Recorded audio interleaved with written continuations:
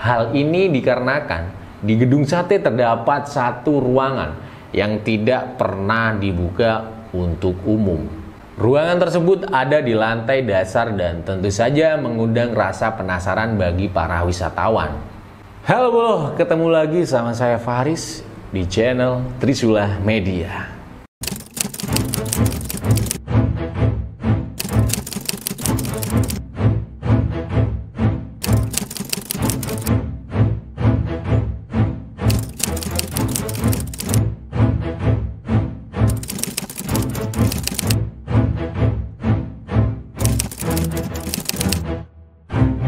Kalau sudah ketemu saya, pasti kita akan membahas tentang misteri yang jarang orang bahas.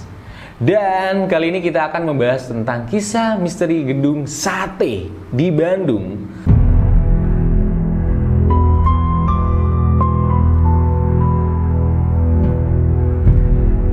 Kisah mistis gedung sate kerap mewarnai perkembangan kota Bandung dari masa ke masa.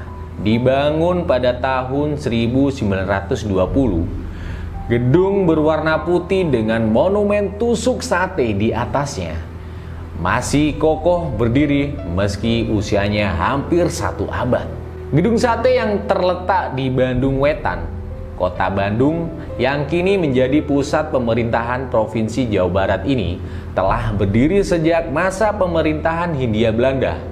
Karena umurnya yang sudah tua, tak mengherankan apabila banyak cerita-cerita mistis yang beredar tentang gedung ini.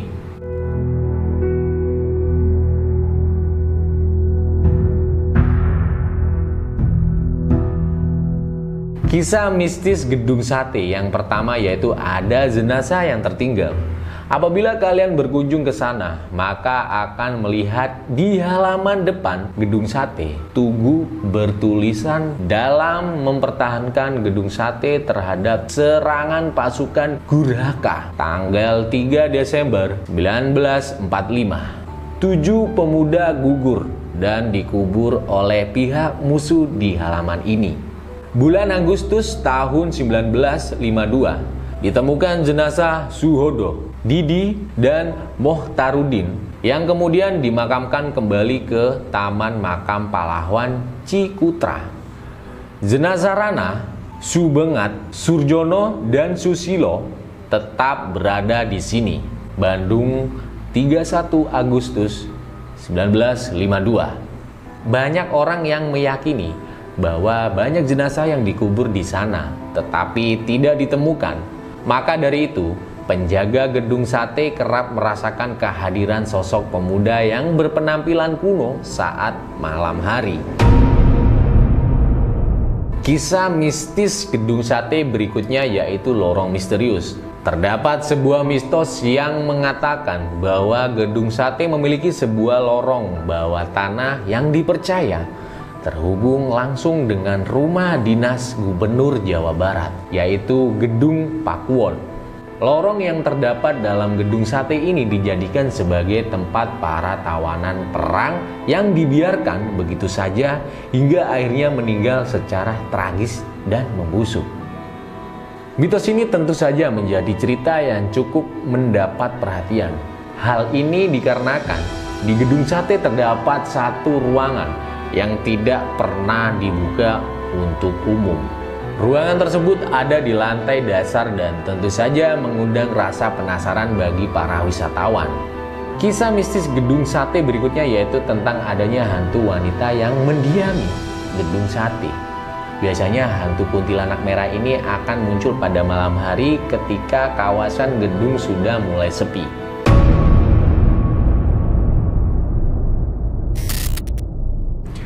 Berdasarkan cerita yang beredar pada masyarakat sekitar, hantu wanita ini diyakini merupakan arwah dari korban tabrak lari yang mana lokasinya berada dekat dengan kawasan gedung sate. Yang keempat, pohon besar angker. Apabila di halaman depan terdapat tugu yang angker, maka di halaman belakang gedung sate ada pohon besar yang diyakini masyarakat setempat sangatlah angker.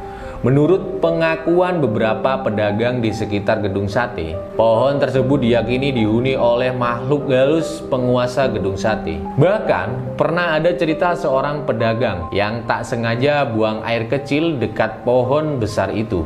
Dan dia diganggu oleh makhluk halus menyeramkan selama 4 hari berturut-turut. Yang kelima, sosok kakek berjenggot panjang.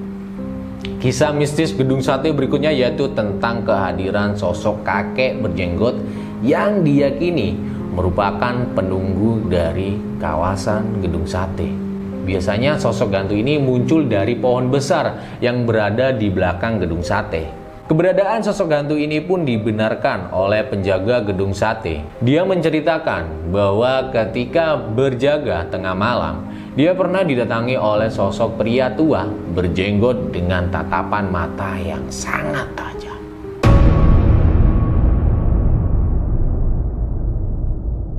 Muka dari sosok tersebut disebut-sebut sangat menyeramkan. Bahkan menurut pengakuannya, bukan hanya sekali sang penjaga gedung mengalami kejadian itu, melainkan 2 kali. Yang keenam, terdapat pasukan jin yang mendiami gedung sate. Kisah mistis gedung sate yang cukup diyakini oleh masyarakat setempat adalah adanya keberadaan pasukan jin yang mendiami gedung sate. Biasanya pada malam hari, seringkali terlihat sekumpulan asap yang sangat tebal dan besar. Mitos yang beredar mengatakan bahwa kepulan asap tersebut merupakan pasukan jin, dan hanya orang-orang tertentu saja yang bisa melihat pasukan jin tersebut secara langsung. Yang ketujuh, Museum Pos Indonesia. Museum Pos Indonesia terletak tepat di belakang gedung sate. Karena letaknya berada di belakangnya, maka Museum Pos Indonesia juga diyakini memiliki kisah horor yang cukup mengerikan. Konon katanya di museum ini terdapat ruang bawah tanah yang menyimpan cukup banyak koleksi patung. Masyarakat setempat meyakini jika patung-patung di tempat itu akan hidup ketika malam hari tiba.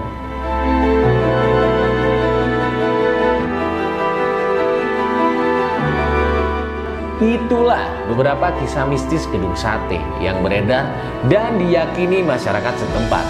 Tetapi meskipun banyak mistos dan misteri tentang gedung sate, gedung ini tetap menjadi lambang sejarah di Indonesia dan wajib kalian kunjungi ya bolo ketika kalian ke Bandung.